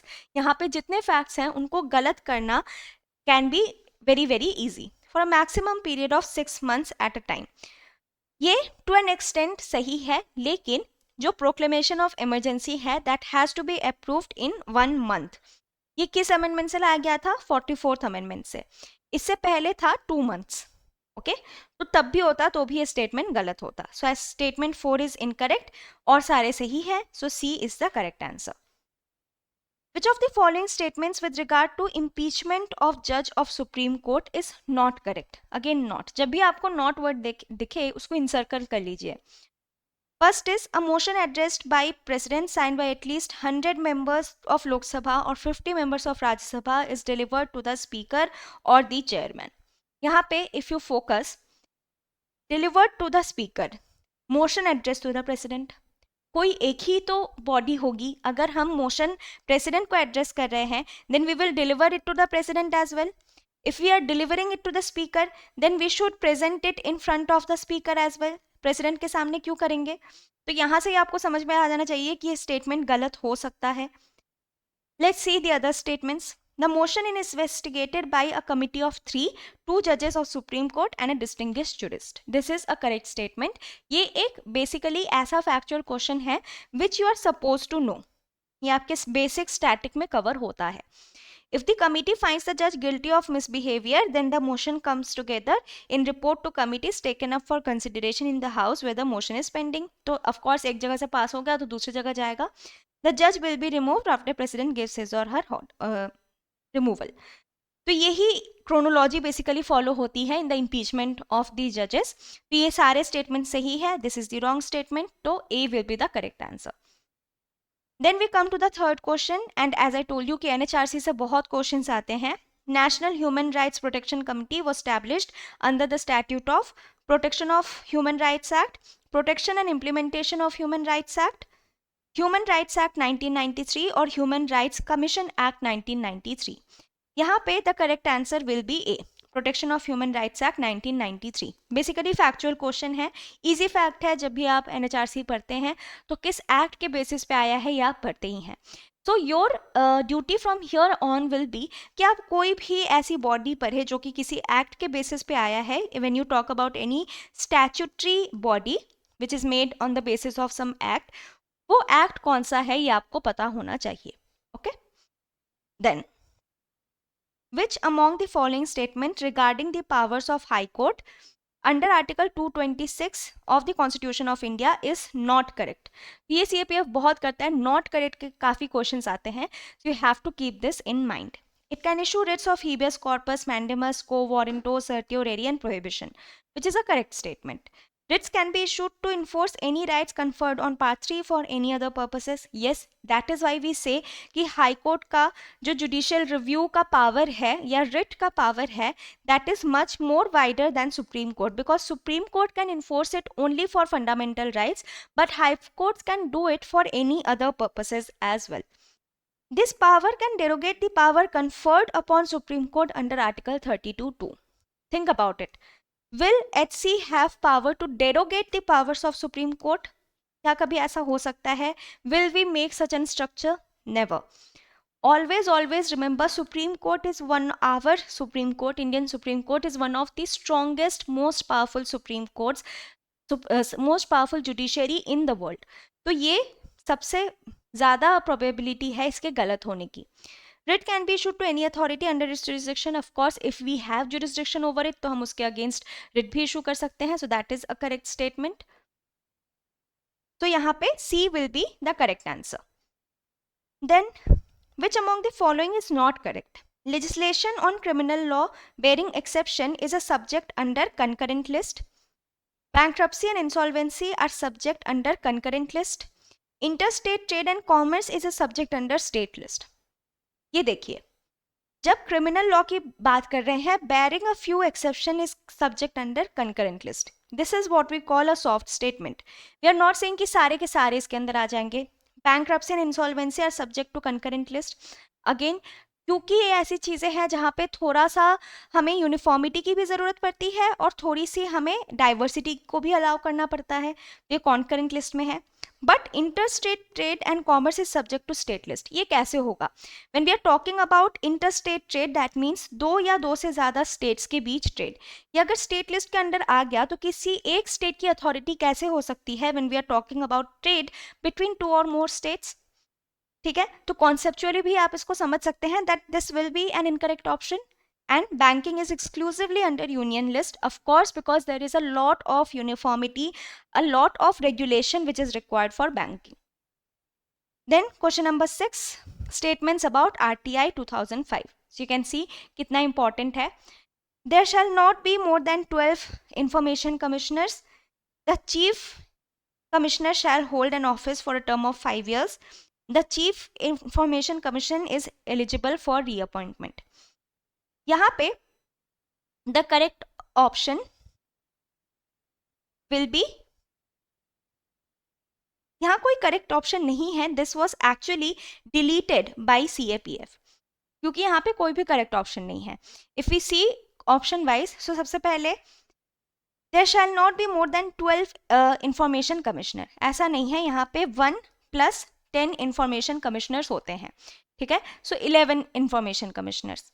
Tenure, यहाँ पे टेन्योर दिया गया है 5 इयर्स का, जो कि इनिशियली सही था, लेकिन बाद में 2019 में एक अमेंडमेंट आई और tenure is now decided by the union government, जिसको बहुत ज़्यादा क्रिटिसिज्म भी इसको फेस करना पड़ा, but that is the situation for now.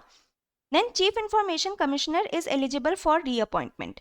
This is an incorrect statement. We have just seen that chief election commissioner, chief information commissioners are not eligible for reappointment. Okay, so none. This question itself was deleted. Then 7th question पे आते हैं. Who among the following was the first pro-term speaker to be unanimously elected by Speaker of Lok Sabha? थोड़ा सा difficult है ये, because we usually do not remember first pro-term speaker कौन थे. यहाँ पे बहुत ही फैक्चुअल क्वेश्चन है, दिमाग लगाने का इसमें कुछ है नहीं. इट वॉज सोमनाथ चैटर्जी, जो कि फर्स्ट प्रोटेम स्पीकर थे, जिसको बाद में स्पीकर ऑफ लोकसभा भी इलेक्ट कर लिया गया था. ठीक है, remember that he was a communist leader. ये आपको याद रखना है एंड दैट इज इट. इससे ज़्यादा आपको कुछ यहाँ पे याद नहीं रखना. IR के क्वेश्चंस अगर हम देखें, which of the following are India's G20 priorities? क्योंकि G20 में हमारा इनिशिएटिव था, we had the chairmanship of G20, इसीलिए ये क्वेश्चन आया था. Green development, women led development, climate finance, digital public infrastructure, all of them are important for us, all of them are positive in their nature. तो यहाँ पे सबसे broad answer लेके चलेंगे, that is D 1 2 3 4. Moving on, what are the following objectives of SARC? SARC के objectives के बारे में पूछा गया है. When we are saying objectives, तो basically SARC ने अपने objectives खुद से क्या बताए हैं. ओके, यहाँ पे हम अपना दिमाग बहुत ज़्यादा यूज़ नहीं करेंगे. To promote the welfare of the people of South Asia and improve the quality of life. To promote and strengthen the collective self-reliance among countries of South Asia. To contribute to mutual trust, understanding and appreciation, and to work towards ending cross-border terrorism. यहाँ पे आपको सारे ही बहुत ही positive statements लग रहे होंगे, But here one thing to keep in mind, to work towards ending cross border terrorism. Body कौन सी है? SAARC, south Asian association for regional cooperation. कोई ऐसा टेररिज्म से रिलेटेड कुछ भी इनके नाम में तो नहीं आ रहा, तो ये क्रॉस बॉर्डर टेररिज्म को अपना ऑब्जेक्टिव क्यों बनाएगी? Although there are certain bodies SAARC के अंदर जो एंटी टेररिज्म के लिए काम करती हैं, but the organization in itself is not for cross border terrorism. So that is the incorrect option. यहाँ से आप 4 हटाइए. And everything else to contribute mutual trust, understanding and appreciation of one another's problem, ये भी एक बहुत ही generic, बहुत ही broad statement है. So this will be correct. So we are going with B, 1, 2 and 3. That is the correct answer. Then we have, what about the following statements about Organization of Security Cooperation in Europe? Basically OSCE से question पूछा गया है. There are total 57 states from Europe, Central Asia and America. थोड़ा सा tricky है क्योंकि 57 states directly पूछा गया है, तो हो सकता है गलत हो. It offers a forum for political negotiation and decision making in the field of early warning, conflict prevention, crisis management, post-conflict rehabilitation. Very soft statement, तो ये सही हो सकता है, तो 2 को हम सही मानेंगे. OSCE has primary responsibility of providing military security in European region. Again, आपको यहाँ पे देख के समझ में आना चाहिए, responsibility of providing military security. There are not many bodies who do that. ऐसी एक बॉडी है नेटो, जिसके बारे में आपको पता होगा, बट इसके अलावा अभी currently we don't have any such organization. पहले वॉरसॉ थी but that has been dissolved. तो ये आप एलिमिनेट बहुत अच्छे से कर सकते हैं. The decisions of OSCE are legally binding. No, this is incorrect. How I am saying this? कोई भी इंटरनेशनल ट्रीटी जो होती है वो खुद ब खुद लीगली बाइंडिंग नहीं होती. जब भी when we are signing a binding treaty, उसको हमें इंडिया में आके सबको अपने अपने कंट्री में जाके पार्लियामेंट से एक एक्ट पास कराना पड़ता है which makes it legally binding. Okay, that is why we say that we are sovereign, because no other body, no other organization can make laws for us and make it legally binding. वो हम खुद ही आके अपने parliament में पास कराते हैं, then it becomes legally binding. So this is not incorrect, this is incorrect. देखते हैं 3, 4 को हटा के what option we have? A, 1 and 2. Okay, so it is that easy to reach to a answer. Which of the following statements about quad is correct? So again आपने देखा होगा इससे पहले क्वेश्चन में quad was an option. Here again we are seeing quad. तो quad is also increasing in relevance. इससे question आया है.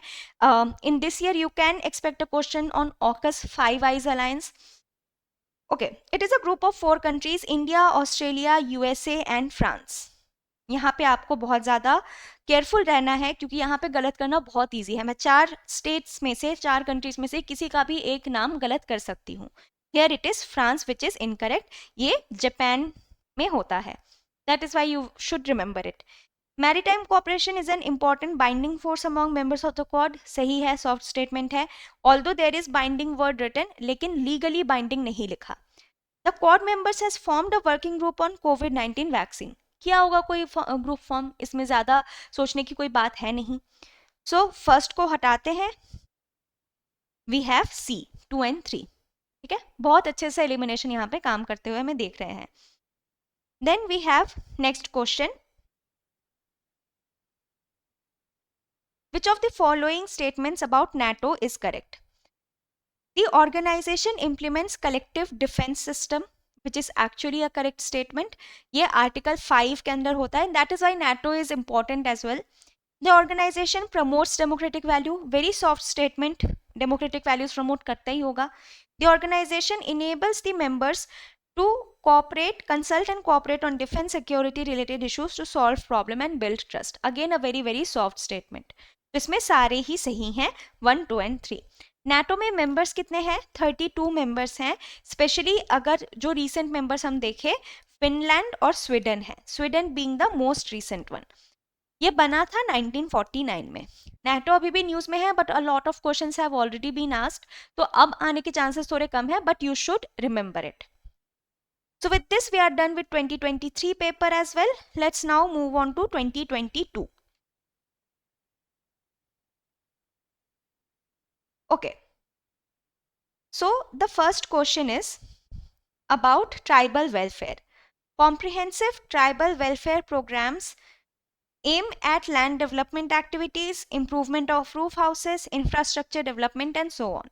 बहुत ही बड़ा सा क्वेश्चन है, लेकिन इसे देख के घबराना नहीं है. Usually when you have big questions, the examiner will leave hints उस क्वेश्चन में, जिससे आप आंसर को इजीली सॉल्व कर पाएंगे. For example, comprehensive tribal development programme. Development यहाँ पे भी है, काम क्या करता है? Land development activities, improvement of roof houses, infrastructure development. ये सही होगा. ठीक है.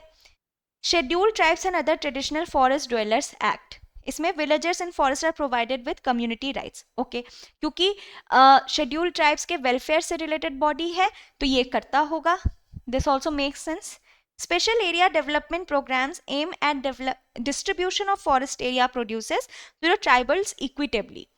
डेवलपमेंट प्रोग्राम है, ये इक्विटेबली फॉरेस्ट रिसोर्सेज डिस्ट्रीब्यूट करने का काम क्यों करेगा? It will work for some development, and actually that is the correct thing. It works for the development and infrastructure in backward areas. वो equitable distribution का काम नहीं करता है. So this is an incorrect statement. The special central assistance to tribal subplan provides dairy cows to tribal groups living below BPL. This is also correct. Assistance program है, इसीलिए हम tribal groups को dairy cows दे रहे हैं. So even without knowing the correct answer, you can reach to the correct answer if you just have this presence of mind sitting at the exam hall. So C is the incorrect option. C यहाँ पे सही होगा. Okay. Landmark case DC Wadhwa versus State of Bihar in the Supreme Court is related to which of the following powers of governor? तो ये बहुत ही factual question है, थोड़ा सा tough भी है. So this is related to repromulgation of ordinances. इससे related है. जो दूसरे ऑप्शंस हैं उससे रिलेटेड कौन कौन से केस हैं? Power of governor to appoint a CM, ये Rameshwar Prasad versus union of India का पावर है. ठीक है. सी, टू ग्रांट पार्डन, ये Maru Ram versus union of India का पावर है. D, to revise emoluments and allowances of MLAs, ये Shamsher Singh versus state of Punjab का पावर है. ठीक है. तो this is how you can remember, और आपको ये एक्ट्स याद रखने हैं. Then question number 3, which of the following is not a feature of Indian federalism. Easy question है, कॉन्सेप्चुअल क्वेश्चन है. Courts can interpret constitution and powers of different levels of government. That is very important. Independent judiciary is one of the key features of any federalism. Sources of revenue of union government and state government are specified. Yes, 7 schedule में दिया हुआ है, specific functions है, फिर fiscal federalism भी है. Powers of union and states are specified in the constitution. Yes, 7 schedule में. Indian federalism is based on the principle of separation of power. On one look it can seem correct but it is not, क्योंकि हमारे यहाँ पे एक parliamentary form of government है where the powers are interlocked. So we are interlocked, the center and states are interlocked, the legislature, executive and judiciary are interlocked. So D will be the incorrect option. यहाँ पे आप हमें incorrect ही देखना है, तो D यहाँ पे सही होगा. Which of the following is source of law in India? तो यहाँ पे हमेशा हमें सबसे ब्रॉड ऑप्शन के साथ जाना है. कॉन्स्टिट्यूशन से तो लॉज बनते ही हैं, स्टैट्यूट से लॉ बनते हैं, कस्टमरी लॉ, केस लॉ, सबसे लॉ बनते हैं.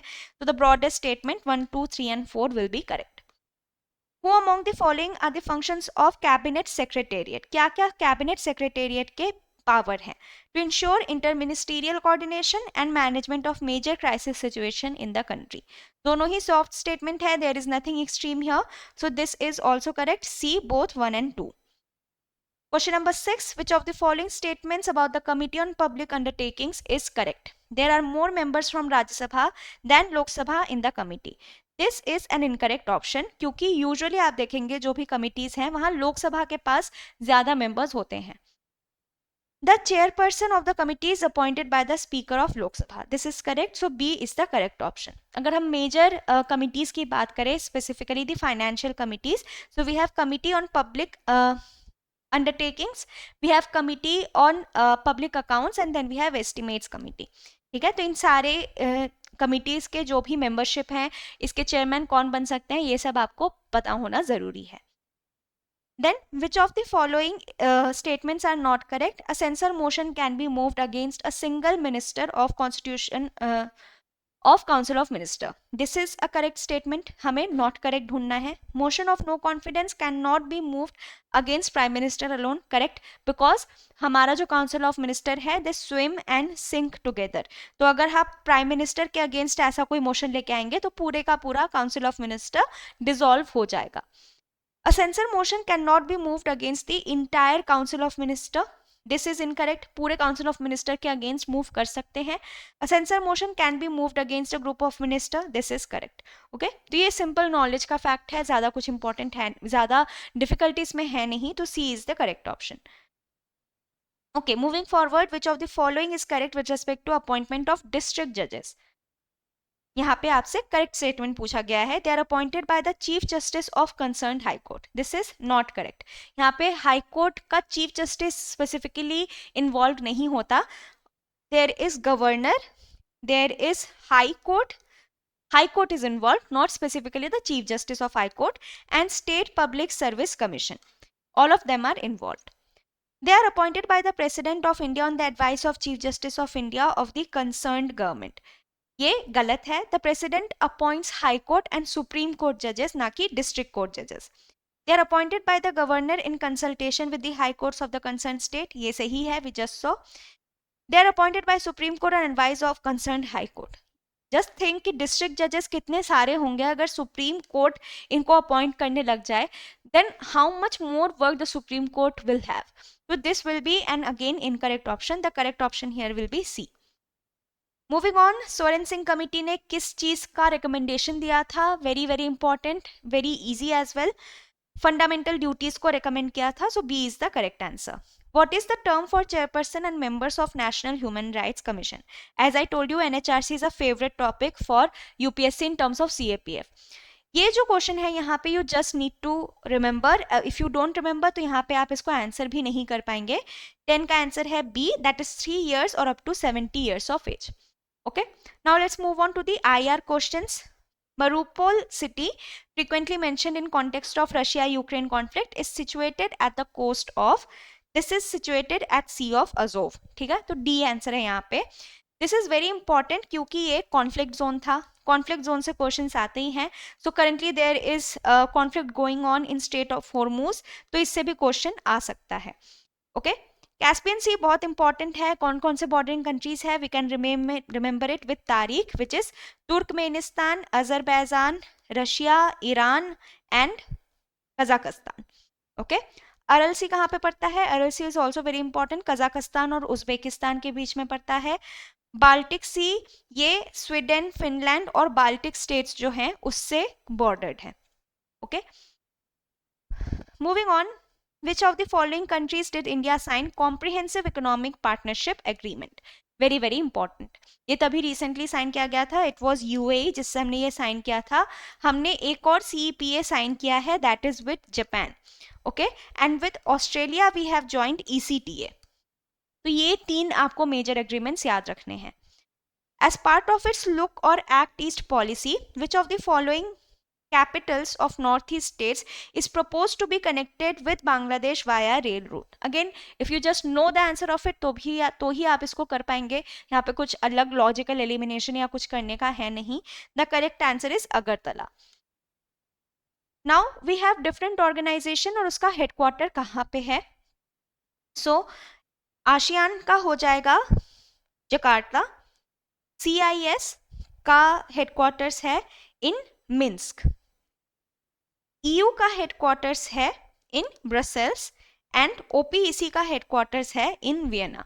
Okay, so the option A will be the correct answer. Here कुछ और ऑर्गेनाइजेशन हैं जिसके हेडक्वार्टर्स आपको पता होने चाहिए. फॉर एग्जांपल नाटो, इनका भी ब्रसेल्स बेल्जियम में ही है. G7 और G20 का कोई स्पेसिफिक हेडक्वार्टर नहीं है. When we talk about BRICS, BRICS का headquarter is in Shanghai, that is China. SAARC का headquarters is in Kathmandu, Nepal. And BIMSTEC का इज इन ढाका. ओके, ये सारे ऑर्गेनाइजेशंस के हेडक्वार्टर्स आपको पता होने चाहिए. Then the next question, which of the following countries is not a member of NATO? Hungary, Poland, Belarus and Turkey. So there are 32 members of NATO. Do we need to remember all of these countries? No. ये क्वेश्चन क्यों पूछा गया है? Because specifically Belarus is close to Russia and you would know if you are following news at all कि NATO जो है that is specifically against Russia. तो कोई भी Russia supporting country will not be a part of it. So C is the correct answer.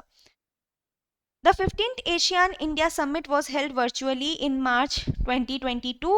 European Union is India's largest regional trade partner. This is an incorrect option. First is incorrect statement. March 2022 की जगह कहीं भी हो सकता है. 15th ASEAN Summit was actually in 2018. Singapore में ये हुआ था. So again hard fact है, गलत किया जा सकता है. EU is India's largest regional trade partner. Very important. ऐसे में हमारा लार्जेस्ट ट्रेड पार्टनर कौन सा है? यूएस. लेकिन regional trade partner of course EU. इससे बड़ा रीजनल ट्रेड पार्टनर और क्या हो सकता है? So B is the correct answer. Next question is which of the following nations are members of BIMSTEC initiative. तो बेसिकली बिम्स्टेक के मेंबरशिप पूछा गया है. The correct answer is B. Bangladesh, Bhutan, Nepal, India, Sri Lanka, Thailand, Myanmar. How do we remember it? BIMST, BN. इससे हम इसे याद रख सकते हैं. So 2022 is done as well. 2021 पे आते हैं.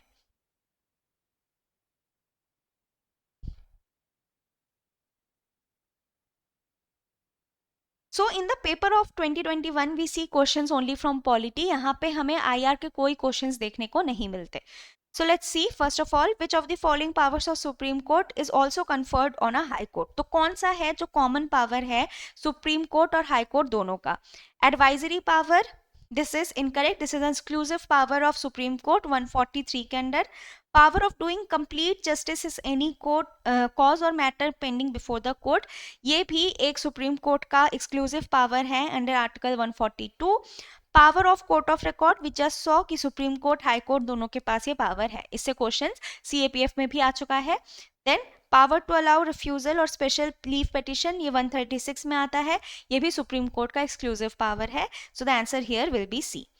The Constitution of India does not regulate which of the following as fundamental right. तो बहुत ही easy question है. यहाँ पे the correct answer will be C, right to property. This was a fundamental right, but through 44th Amendment इसको हटा दिया गया. Now this is a legal right under Article 300A. Moving forward, which of the following statements about Supreme Court is not correct? Article 129 and 144 of the Constitution, Supreme Court has been vested with the power to punish for the contempt of court. The Supreme Court has been vested with advisory jurisdiction. The Supreme Court may refuse to provide an opinion to the President if so asked in certain circumstances. Again, soft statement hai. Law declared by Supreme Court is binding on all courts within the territory of India. So, of course, it will be binding because we have a single integrated judiciary जहाँ पे Supreme Court सबसे ऊपर है. Supreme Court के decision सबको मानने पड़ते हैं. हाई कोर्ट के अंदर जितने भी डिस्ट्रिक्ट कोर्ट्स आते हैं उनको अपने हाई कोर्ट की बात माननी पड़ती है. तो this is a correct option. यहाँ पे अगर आप देखें दो आर्टिकल्स दिए गए हैं 129 144 के under the supreme court has the power for contempt of court. यहाँ पे गलत होने के चांसेस बहुत ज्यादा हैं and this is the incorrect option as well. 129 में कंटेम्प्ट ऑफ कोर्ट है लेकिन 144 deals with something entirely different. So this is an incorrect option. Which of the following statement is about Public Accounts Committee is correct? The committee consists of not more than 15 members from Lok Sabha and 10 members from Rajya Sabha. This is incorrect. अगर हम देखें तो pack में there are 22 members, 15 from Lok Sabha and 7 from Rajya Sabha. The finance minister is the ex officio chairman of the committee. No, कोई specific minister नहीं होता. इन्हीं में जो members होते हैं इन committees में उसी में से elect या nominate किए जाते हैं किसी एक को as chairman. A member of committee is given a term of 1 year. All of these committees have a term of 1 year. तो ये एक easy fact है जिसको आप सही कर सकते हैं. The term of office of members of committee from Rajya Sabha is extended when they retire from Rajya Sabha. No, that is not the correct answer. इतनी भी important committee नहीं है कि retirement के बाद भी employment चलेगी. So this is also incorrect. The correct option is C. Who can be appointed as the judge of Supreme Court? An advocate who has practiced for at least 10 years in any court. No. 10 years का experience होना चाहिए but in a high court. A judge of high court for at least 3 years. No, ये 5 years है. And you can see कैसे जो data है, facts हैं, उसको change किया जा सकता है. a distinguished jurist in the opinion of the President of India. This is the correct one. And person who has held a judicial office for at least 15 years. No, that is also not correct. Okay.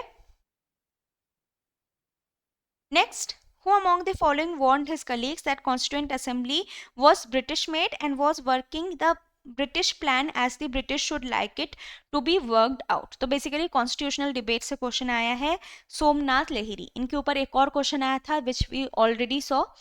Okay, तो Somnath Lahiri is the correct option here. ये एक communist party के member थे, only communist party member in the whole of constituent assembly. Okay, इसके अलावा B R Ambedkar, Shyama Prasad Mukherjee, B N Rau, they were part of constituent assembly, लेकिन उन्होंने ऐसा कुछ नहीं बोला.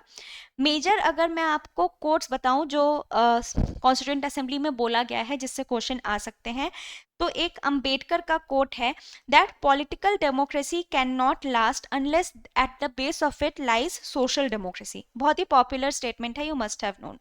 Nehru said, at the stroke of midnight hour, the world sleeps and India will awake to a life of freedom. ठीक है, ये ट्रिस्ट विद डेस्टिनी में बोला गया था. Then Rajendra Prasad said, if the people who are elected are capable and men of character and integrity, they would make the best even of a defective constitution. So constitution कितना अच्छा है ये depend करता है लोगों पे. K.M. Munshi said, fundamental rights are at the very foundation of a democratic society. तो fundamental rights के बारे में K.M. Munshi ने बोला है. Somnath Lahiri critiqued the assembly कि एक sovereign body नहीं है क्योंकि हमने बहुत सारी चीजें borrow की हैं. तो these are the major quotes which you can remember. 7th question पे आते हैं. Who among the following fixes the date of election of Speaker of Lok Sabha?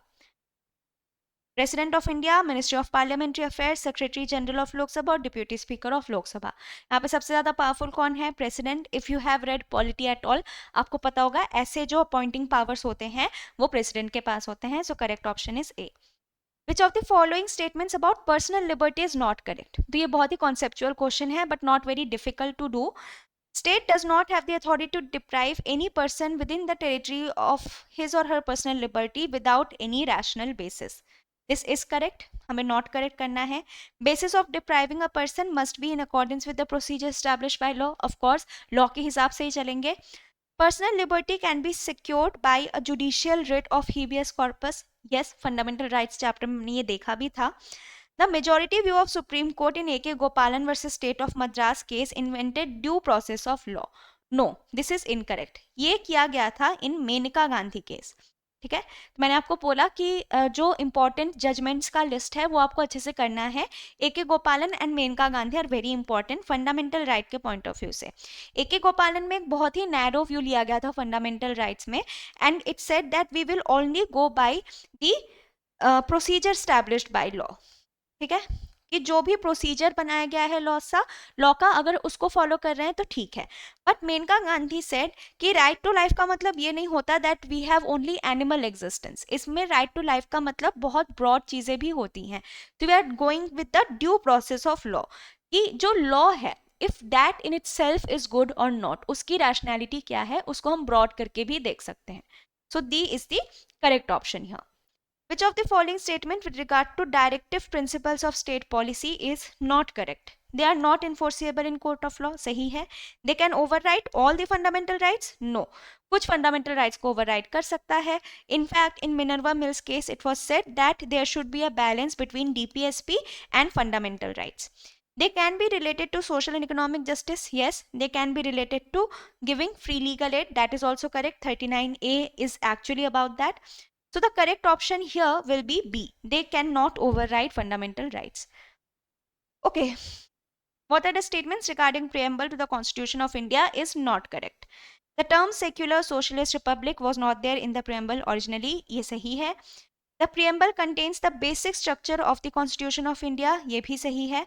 By itself, the preamble is not enforceable in court of law. This is also correct. The Supreme Court has held that preamble cannot be considered as an aid to legal interpretation of Constitution when language is ambiguous. Again, very factual statement. You are not supposed to know. तो ये incorrect है. You know कि ये पहले वाले 3 सही हैं तो भी आप इसको eliminate कर सकते हैं. Then electoral college for electing of president of India does not include which of the following? All elected members of Rajya Sabha ये included होते हैं, all elected members of legislative assembly ये भी included होते हैं, all members of legislative councils no they are not included. जो legislative council के members हैं वो पूरे के पूरे इसमें involved नहीं होते. So the option will be C. Which of the following fundamental rights have not been provided to a person? Protection against prosecution and punishment for the same offense more than once. Okay, ये सही है. ये principle of double jeopardy है. All of these are part of Article 20, which is protection in conviction of offenses. Then to refuse to give his or her name sample of handwriting as evidence to support a prosecution against him or her. Yes, this is correct. ये self incrimination के against आता है. To act as a witness against himself, again it is correct क्योंकि ये भी self incrimination के against आता है. They cannot be a witness against themselves. Right not to be convicted to act as a witness, so it will be incorrect क्योंकि हम as a witness काम नहीं कर सकते. So C is an incorrect option. Right not to be convicted of any offense except for a violation of a law in force at the time of a commission of the act charged as an offense. Basically when you acted the crime तब ऐसा कोई law नहीं था तो आपको इसके लिए arrest नहीं किया जा सकता. That is no ex post facto. Okay, all of these are part of our fundamental rights जो हमने किया भी है डिटेल में. So there you learn about all of these concepts. So this is also correct. So the answer will be C. The Constitution of India contains no provision for the constitution of municipality in every state for a Nagar Panchayat, Municipal Council, Municipal Corporation and Urban Panchayat. So there is no term as Urban Panchayat. आपने कभी सुना भी नहीं होगा. बहुत ही easy question है. This is the correct one. On 26 January, we are going to enter a life of contradiction. In politics, we will have equality, and in socio-economic life, we will have inequality. किसने बोला था ये? अंबेडकर ने बोला था. बहुत ही famous है. Because he said that although we have political equality, लेकिन socio-economic equality तो यहाँ पे है ही नहीं. ठीक है, हमारे पास 1 person 1 vote है, लेकिन लोगों की वैल्यू सेम नहीं है. Okay, and that is why he wanted reservation or affirmative action. Then अगर हम देखें Gandhi was not part of constituent assembly, Sarojini Naidu भी पार्ट नहीं थी, सोमनाथ लहरी का थोड़ा सा क्रिटिकल अप्रोच था टुवर्ड्स द असेंबली, वो सब हमने देख लिया है. Which among the following powers have not been conferred on the president of India? तो कौन सा इनका पावर नहीं है? अपॉइंटमेंट ऑफ प्राइम मिनिस्टर, ये तो प्रेसिडेंट ही करते हैं. टू डिसाइड एट हिज और her own discretion questions regarding disqualification of members of parliament. तो अपने डिस्क्रिशन में ऐसे पावर्स लेने का जो पावर है वो प्रेसिडेंट के पास नहीं होता है. So this is incorrect. To grant pardon to a person who has been punished by court martial, this is correct क्योंकि ये पावर होता है, पार्डनिंग पावर होता है. 217 में आता है, 124 में भी आता है. रिमूव अ जज ऑफ हाई कोर्ट, अगेन ये पावर हमारे पास है. ओके, यहाँ पे जो ऑप्शन है, sorry, to grant pardon, that is under article 72. Okay, so the correct answer here will be B. वो अपने डिस्क्रिप्शन पे ये डिसीजन नहीं ले सकते, काउंसिल ऑफ मिनिस्टर के साथ लेते हैं. Next is, which of the following statements with regard to Menka Gandhi case is not correct? So A.K. Gopalan पे भी केस आया है. Now Menka Gandhi case. It was held that Article 19 and 21 are not watertight compartments. तो एक दूसरे से mix up हो सकते हैं. That is correct. It was held that a law coming under Article 21 may not satisfy the requirements of Article 19. Article 21 क्या है? Right to life and liberty. Article 19 क्या है? There are basically 6 rights under it, जिसको हम speech and expression बोल सकते हैं. ठीक है, तो जो लाइफ एंड लिबर्टी की का राइट है, that may not satisfy the right to speech and expression. That is actually not correct. In fact this is other way round. Article 19 से ही आर्टिकल 21 हमारा इनरिच होता है. तो B is incorrect. A fair trial eliminates the biases against the accused in the trial, this is correct. The right to life under 21 does not include the right to die. ये तब के तब ये decision लिया गया था. Yes, that it does not lead to right to die. Although अभी के interpretation में this also comes. तो यहाँ पे B is incorrect. So B is the correct option. So with this, we are done with the video. We are done with the 5 years PYQs of Polity and IR. If you want us to make any other video or any other topic, let us know in the comments below. I will see you in the next video. Till then, keep studying. Thank you.